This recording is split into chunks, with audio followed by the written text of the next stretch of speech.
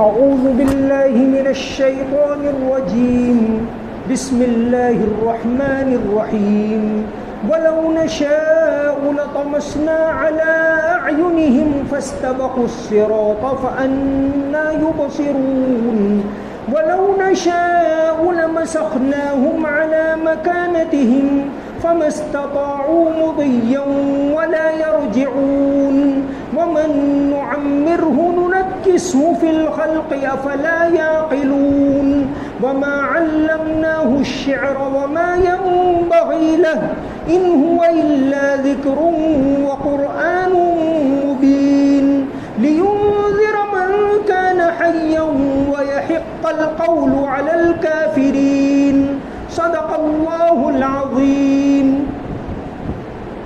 اگر ہم چاہیں تو یہی دنیا میں ان کی آنکھیں ملیا میٹ کر دیں، پھر یہ راستے کی تلاش میں بھاگے پھریں، لیکن انہیں کہاں کچھ سجائی دے گا۔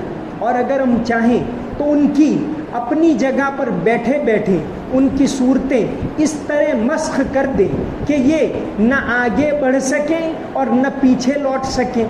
اور ہم جس شخص کو لمبی عمر دیتے ہیں اسے تخلیقی اعتبار سے الٹ ہی دیتے ہیں، کیا پھر بھی انہیں عقل نہیں آتی؟ ہم نے اپنے ان پیغمبر کو نہ شاعری سکھائی ہے اور نہ وہ ان کے شایان شان ہیں، یہ تو بس ایک نصیحت کی بات ہے۔ اور ایسا قرآن جو حقیقت کو کھول کھول کر بیان کرتا ہے تاکہ ہر اس شخص کو خبردار کرے جو زندہ ہو، اور تاکہ کفر کرنے والوں پر حجت پوری ہو جائے۔ پچھلے آیتوں کے اندر یہ بات آئی کہ جب قیامت برپا ہوگی اس کے بعد اللہ تبارک و تعالی تمام لوگوں کو دوبارہ زندہ کریں گے۔ انسان اس کے اوپر تعجب میں پڑتا ہے کہ انسان جب مٹی ہو جائے گا، ریزے ریزے ہو جائے گا، تو دوبارہ کیسے زندہ ہوگا؟ بہت سے کافروں نے یہی اعتراض پیش کیا کہ بھئی جو گل سڑ جائے گا، مٹی ہو جائے گا، اس کو دوسری مرتبہ کیسے پیدا کیا جائے گا؟ بھلا قرآن کریم اس بات کو بار بار بتا رہا ہے کہ پہلی مرتبہ کس نے پیدا کیا؟ قُلِ الَّذِي فَطَرَكُمْ أَوَّلَ مَرَّةٍ، کہ جس نے پہلی مرتبہ پیدا کیا وہ دوسری مرتبہ پیدا کرے گا، جس نے پہلی مرتبہ آنکھیں دی وہ دوسری مرتبہ آنکھیں دے گا، جس نے پہلی مرتبہ تو کچھ تھے ہی نہیں۔ ایک تو کوئی چیز پہلی مرتبہ بنانا مشکل ہوتا ہے، اور اللہ تبارک و تعالیٰ نے پہلی مرتبہ کوئی را مٹیریل نہیں اس کے بغیر بنا دیا۔ اتنے سارے انسان دنیا کے اندر آج موجود، کروڑ ہاں کروڑ، 8.5 ارب کی آبادی، اللہ تعالیٰ نے سب کو 10 انگلیاں دی، سب کی انگلیاں الگ الگ۔ اللہ تعالیٰ نے جہاں سورہ قیامہ کے اندر یہ بات بتائی کہ اللہ تو دوبارہ پیدا کرے گا، وہاں ایک عجیب مثال دی، بلا قادرین علی ان نسوی بنانا، کہ لا اقسم بیوم القیامہ، قیامت کے دن کی قسم، ولا اقسم بالنفس اللوامہ ایحسب الانسان ولن نجمع عظامہ، کیا انسان یہ سمجھتا ہے کہ ہم اس کی ہڈیوں کو جمع کر کے پھر سے نہیں بنا سکتے؟ بلا قادرین علی ان نسوی بنانا، کہ اس کے فنگر پرنٹ کو بھی ہم دوسری مرتبہ بنا سکتے۔ اللہ تعالیٰ نے اتنے سارے انسانوں کو اس وقت بنایا ہے، سب کی فنگر پرنٹ الگ، انگلیاں سب کی 10 ہیں، آنکھیں 2 ہیں، کان 2 ہیں، لیکن ہر ایک انسان اتنا الگ ہے کہ اس کی یہ تھم، آج کل لوگ کہ بھئی ایک نے بند کیا، اب ایسا ہی انگوٹھا دوسرا لگاتا ہے، تیسرا، 1 لاکھ لگاؤ اپنے ہی کھلے گا۔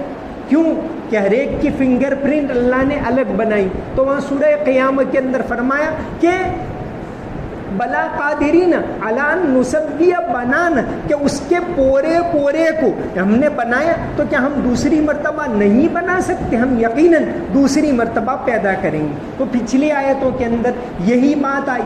اب سورت اپنے آخری رکوع کی طرف، کہ آخری رکوع میں پوری سورت کا خلاصہ ہے، تو فرمایا وَلَوْ نَشَاءُ لَطَمَسْنَا عَلَىٰ أَعْيُنِهِمْ، ارے غور نہیں کرتے کہ ہم نے دنیا میں تم کو آنکھ میں روشنی دی، بینائی دی، انسان دیکھ رہا ہے۔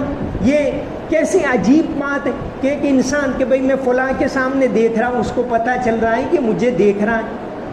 اللہ تعالیٰ نے انسان کو آنکھ دی، روشنی دی، تو کیا اس سے سمجھ حاصل نہیں کر سکتے؟ اگر ہم چاہتے تو یہ بینائی دنیا میں ہی ہم سلب کر لیتے، یہ بینائی ہم دنیا میں ہی نہ دیتے۔ وَلَوْ نَشَاءُ لَطَمَسْنَا عَلَىٰ أَعْيُنِهِمْ، اگر ہم چاہتے تو ہم ان کی آنکھیں ملیا میٹ کر دیتے، روشنی ختم ہو جاتی۔ لَطَمَسْنَا عَلَىٰ أَعْيُنِهِمْ فَاسْتَبَقُوا الصِّرَاطَ فَأَنَّىٰ يُبْصِرُونَ، تو بالکل نظر نہیں آتا۔ اصل یہ ہے کہ انسان کی دل کی آنکھ کھل جانی چاہیے۔ یہاں اسی بات کی طرف لے جاتے ہیں کہ اگر ہم چاہتے تو تم کو آنکھ میں بینائی نہ دیتے، آنکھ میں روشنی نہ دیتے۔ اللہ کا شکر ادا کرو، غور کرو اس بات کے اوپر کہ اللہ تبارک و تعالیٰ نے تم کو کھلی آنکھیں دی ہیں، تو کیوں نہ دل کی آنکھ کھل جائے۔ یہ دل کی آنکھ کھولنا، اس کو کہا جاتا ہے تزکیہ۔ تزکیہ کے معنی انسان کی دل صاف ہو جائے، خالص اللہ کی قوت اس کے اندر بیٹھ جائے، اس کو کہتے ہیں تزکیہ۔ اور 4 مرتبہ قرآن کریم نے 4 مرتبہ یہ بات جہاں رسولوں کے بھیجنے کا اور آپ صلی اللہ علیہ وسلم کو دنیا میں بھیجنے کا مقصد بیان کیا تو فرمایا وَيُزَكِّيهِمْ، ان کا کام کیا ہے؟ تزکیہ، دل کو صاف کرنا، دل کو روشن کرنا، تاکہ دل کی آنکھ سے انسان کو نظر آنے لگے۔ ایک شاعر ہیں اقبال عظیم، نعت گو شاعر، نعت پڑھنے والے شاعر، بہت مقبول، کئی نعتیں انہوں نے لکھی، لیکن یہ بہت بڑے آفیسر تھے۔ پھر آخری عمر میں بینائی چلی گئی۔ انہوں نے وہ ایک بہت اچھا مصرع لکھا ہے، وہ نظم آتی ہے کہ مدینہ ہم نے دیکھا ہے مگر بصارت کھو گئی لیکن بصیرت تو سلامت ہے۔ بصارت کھو گئی، کیا یہ آنکھ تو چلی گئی، بصیرت تو سلامت ہے، یہ دل کی آنکھ تو کھلی ہوئی ہے۔ مدینہ ہم نے دیکھا ہے مگر نادیدہ نادیدہ، کہ ہم نے مدینہ اس آنکھوں سے دیکھا ہے، تم اس آنکھوں سے دیکھتے ہو، ہم نے دل کی آنکھ سے مدینہ دیکھا ہے۔ اللہ تبارک و تعالیٰ دل کی آنکھ جس کی کھول دے وہ پھر اللہ کی ذات کو پہچانتا ہے۔ تو فرمایا کہ وَلَوْ نَشَاءُ لَطَمَسْنَا عَلَىٰ أَعْيُنِهِمْ فَاسْتَبَقُوا الصِّرَاطَ، پھر فرمایا وَلَوْ نَشَاءُ لَمَسَخْنَاهُمْ عَلَىٰ مَكَانَتِهِمْ۔ غور کرو، یہ اتنی خوبصورت یہ چہرہ کس نے دیا تم؟ انسان دنیا میں سب سے خوبصورت مخلوق ہے تو انسان ہے۔ ایک انسان دوسرے انسان کو 1,00,000 لوگ ہو تو پہچان لیتا ہے کہ فلاں ہیں، یہ فلاں ہیں، فوراً پہچان لیتا ہے۔ اللہ تبارک و تعالیٰ نے ہر ایک کو ایک صورت دی۔ نبی کریم صلی اللہ علیہ وسلم جب آئینے میں دیکھتے تھے تو یہ دعا پڑھتے تھے آئینے میں، اللہم انت حسنت خلقی فحسن خلقی، کہ اللہ تو نے میرا چہرہ تو خوبصورت بنایا ہے، میرے اخلاق کو بھی خوبصورت بنا دے۔ یہ دعا آپ صلی اللہ علیہ وسلم پڑھا کرتے تو دل کی آنکھیں کھل جائیں۔ پہلی تو یہ بات فرمائی کہ وَلَوْ نَشَاءُ لَطَمَسْنَا عَلَىٰ أَعْيُنِهِمْ۔ حدیث شریف کے اندر آتا ہے، حضرت ابن عمر رضی اللہ عنہ سے مروی ہے کہ آپ صلی اللہ علیہ وسلم نے فرمایا، ایک بہت اچھی مثال فرمایا، ان هذه القلوب تصدو كما يصدو الحديد اذا اصابه الماء، کہ دلوں کو بھی زنگ لگ جاتا ہے، کاٹ لگ جاتا ہے، جیسا کہ لوہے کو زنگ لگ جاتا ہے جب اس پر پانی گرے۔ ان هذه القلوب تصدو كما يصدو الحديد اذا اصابه الماء۔ تو آپ صلی اللہ علیہ وسلم سے پوچھا گیا وما جلاؤہا، کہ دل کو روشن کس طرح کرے؟ جیسے زنگ لگتا ہے تو اس کو دور کرتے، تو دل کے زنگ کو، دل کے کانٹ کو کیسے دور کریں؟ تو آپ صلی اللہ علیہ وسلم نے فرمایا کہ کثرت ذکر الموت و تلاوت القرآن، 2 چیزیں ایسی ہیں جو انسان کے دل کو روشن کرتے، اس کے دل کی آنکھیں کھول دیتی۔ فرمایا کثرت ذکر الموت، ایک تو موت کو خوب یاد کرے، دوسرا فرمایا بتلاوت القرآن، جتنا قرآن کو پڑھے گا اتنا اللہ تبارک و تعالیٰ اس کی دل کی آنکھوں کو کھول دیں گے۔ تو 2 باتیں فرمائی کہ ارے تم آخرت کی زندگی کے بارے میں شک کرتے ہو.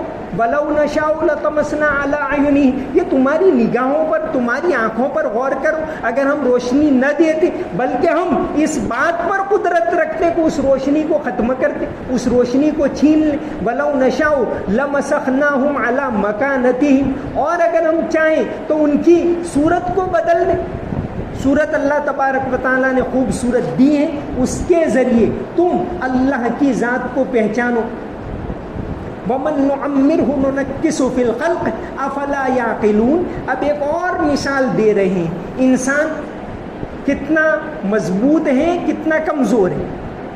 جوانی میں انسان کتنا مضبوط ہوتا ہے کہ لات مارے تو توڑ ڈالے، اپنی طاقت پر اس کو گھمنڈ ہوتا ہے. لیکن اللہ تعالیٰ فرماتے کہ اب آگے تم غور کرو. وَمَن نُعَمِّرْهُ، جس کو لمبی عمر ہم دیتے، نُنَكِّسُهُ فِي الْخَلْقِ، اب اس کے اعضاء کمزور ہو جائے. یہیں سے انسان کو سبق دیا جا رہا ہے کہ تو کچھ بھی نہیں ہے، اللہ کو نہ پہچانے تو تیری کوئی حیثیت نہیں. یہ طاقت، یہ جسم، یہ مال سب یہاں رہ جائے گا اور تو جانے والا ہے. وَمَن نُعَمِّرْهُ، ہم جس کو لمبی عمر دیتے ہیں، نُنَكِّسْهُ فِي الْخَلْقِ، تو ہم اس کو تخلیقی اعتبار سے الٹ دیتے. اب ریورس گیئر شروع. پہلے بچپن میں جیسے وہ گہوارے کے اندر تھا وہی حالت، اب وہ کھانے کے لیے بھی محتاج، پینے کے لیے بھی محتاج، استنجا جانے کے لیے بھی محتاج ہو جاتے. بہت زیادہ لمبی عمر جو پائے اور کمزور. اس لیے اللہ کے نبی صلی اللہ علیہ وسلم نے جو دعائیں کی اس میں سے ایک دعا یہ تھی، اللہم انی اعوذ بک من البخل، اے اللہ میں بخیلی سے پناہ چاہتا ہوں، میں بخیل نہ بنوں. واعوذ بک من الجبن، بزدلی سے پناہ چاہتا ہوں. کیا آدمی بالکل ڈرپوک ہو، اس سے پناہ مانگی. پھر آگے فرمایا واعوذ بک من ان ارد الی ارذل العمر، کہ میں انتہائی بڑھاپے کو پہنچا دیا جاؤں، اس سے بھی میں پناہ مانگتا ہوں. جب آدمی انتہائی بڑھاپے کو پہنچ جاتا ہے تو پھر وہ بہت زیادہ اب وہ عاجز ہو گیا، کمزور ہو گیا، محتاج ہو گیا. کھانے پینے میں بھی اب ڈر ڈر کے. ایک شاعر نے کہا ہے، ذوف پیری بڑھ گیا، جوش جوانی گھٹ گیا. ذوف پیری بڑھ گیا، جوش جوانی گھٹ گیا. اب عصا بنوائیے نخل تمنا کاٹ کر. اب آپ کو عصا چاہیے، ایک تو وہ عصا وہ نہیں، اب کہاں کہ تمنا کا عصا بناؤ کاٹ کر، کہ تمنا چاہتی ہے کہ میں آئس کریم کھاؤں، ڈاکٹر کہتا ہے بھائی مت کھاؤ، تو اب نہیں. تمنا یہ ہے کہ میں اچھا گوشت کھاؤں، ڈاکٹر کہتا ہے بھائی نہیں کھا سکتے، تو اب تمنا کو کاٹنا پڑتا ہے. اب اس عمر کو پہنچ گئے. تو یہ بہت اچھا شعر کہا ہے کہ ذوف پیری بڑھ گیا، جوش جوانی گھٹ گیا. جوانی میں جوش تھا وہ سب گیا. جوانی میں تو کیا کہ میں ہی ہوں، انسان یہ سمجھتا ہے. اب عصا بنوائیے نخل تمنا کاٹ کر. اس لیے تو اللہ تبارک و تعالیٰ کو جوانی کی عبادت زیادہ پسندیدہ ہے. در جوانی توبہ کردن شیوائے پیغمبریست. شیخ سعدی نے کہا ہے کہ جوانی میں توبہ کرنا یہ پیغمبروں کا کام ہے. در جوانی توبہ کردن شیوائے پیغمبریست، وقت پیری گرگ ظالم می شود پرہیزگار. کہ جب بوڑھا ہو جاتا ہے تو وہ شکاری بھیڑیا بھی بڑا پرہیزگار بن جاتا ہے، کیونکہ اب تو طاقت تو رہی نہیں. تو اصل توبہ ہے وہ تو جوانی میں. بہرحال اللہ تبارک و تعالیٰ جب تک سانس باقی ہے تب تک توبہ کو قبول کرتے، لیکن جوانی کی توبہ اللہ تعالیٰ کو زیادہ پسند ہے. تو فرمایا کہ وَمَن نُعَمِّرْهُ نُنَكِّسُ فِي الْخَلْقِ أَفَلَا يَعْقِلُونَ، کہ ہم جس کو بڑھاپے تک لے جاتے ہیں، انتہائی عمر کو پہنچا دیتے. اب دیکھو اسی سے تم اندازہ لگاؤ کہ تم کو پیدا کرنے والا کوئی ہے، تمہارے اوپر پاور رکھنے والا کوئی ہے. تم آئی ایم میں ہی ہوں یہ بات نہیں ہے. تو اللہ تبارک و تعالیٰ اپنی قدرت کی نشانی اس میں دکھاتے ہیں. وَمَن نُعَمِّرُهُ، ہم جس کو بہت زیادہ عمر دیتے. اللہ تبارک و تعالیٰ لمبی عمر دے تو یہ اچھی بات ہے، بشرطے کہ وہ کسی کا محتاج نہ بنے. وَمَن نُعَمِّرْهُ، جس کو ہم لمبی عمر دیتے، نُنَكِّسُهُ فِي الْخَلْقِ، اب اس کی تخلیق الٹ جاتی ہے، ریورس گیئر. اب چونکہ وہ گہوارے میں جانے والا ہے، چھوٹا قبر کے گہوارے میں جانے والا ہے، جیسے چھوٹا بچہ ہوتا ہے وہ گہوارے کا محتاج ہوتا ہے، تو اب اس کو بھی اب آہستہ آہستہ گہوارے کے اندر جانا ہے، تو بوڑھا آدمی ہوتا ہے، اسی لیے تو کہا کہ بھئی کوئی بوڑھا آدمی، گھر میں کوئی بوڑھا ہو، ماں باپ وغیرہ، تو ان کی بات کو سن لے۔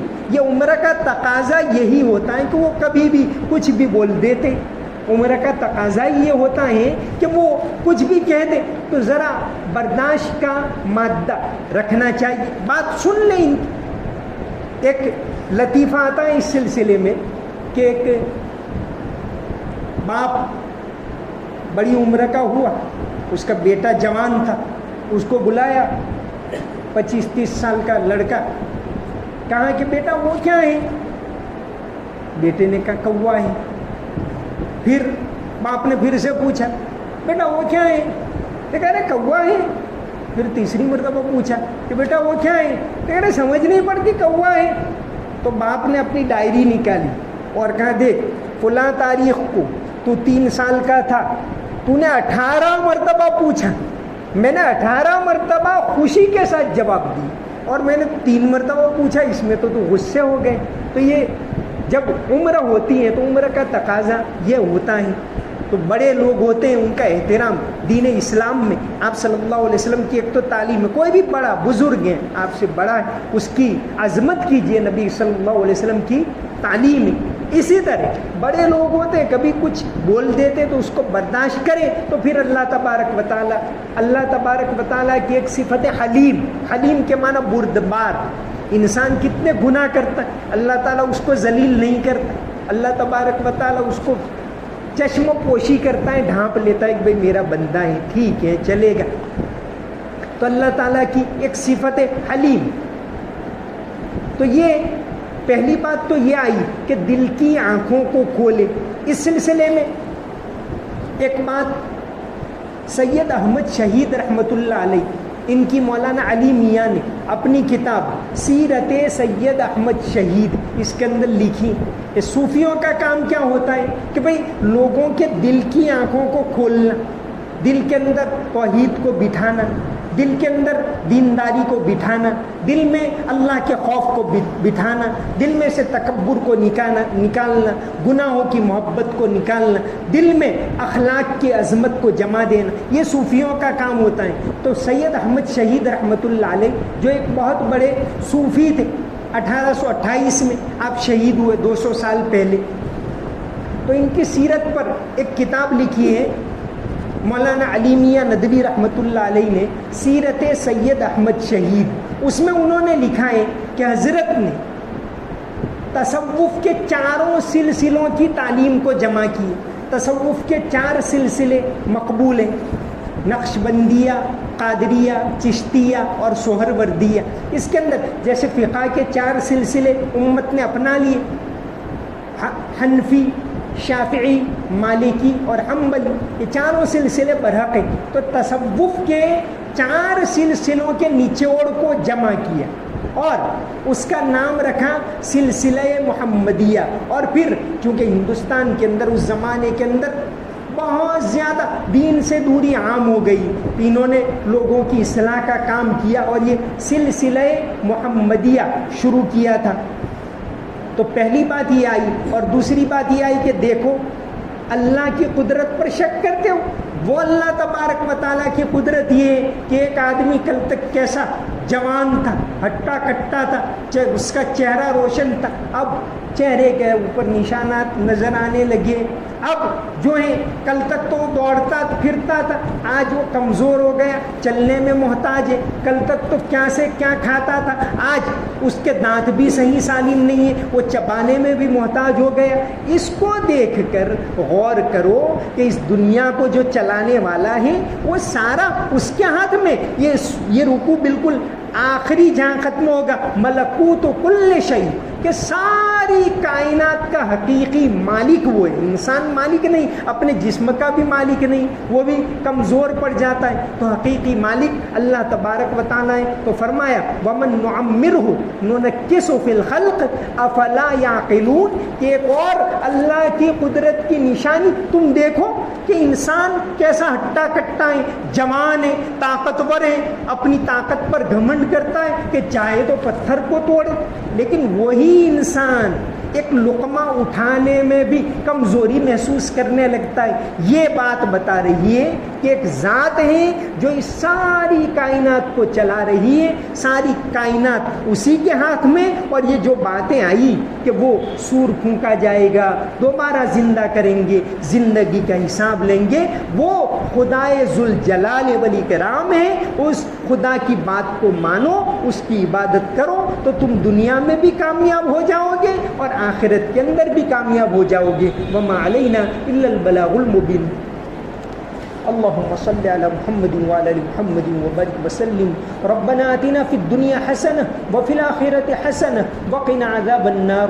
ربنا لا تزغ قلوبنا بعد إذ هديتنا وهب لنا من لدنك رحمة إنك أنت الوهاب۔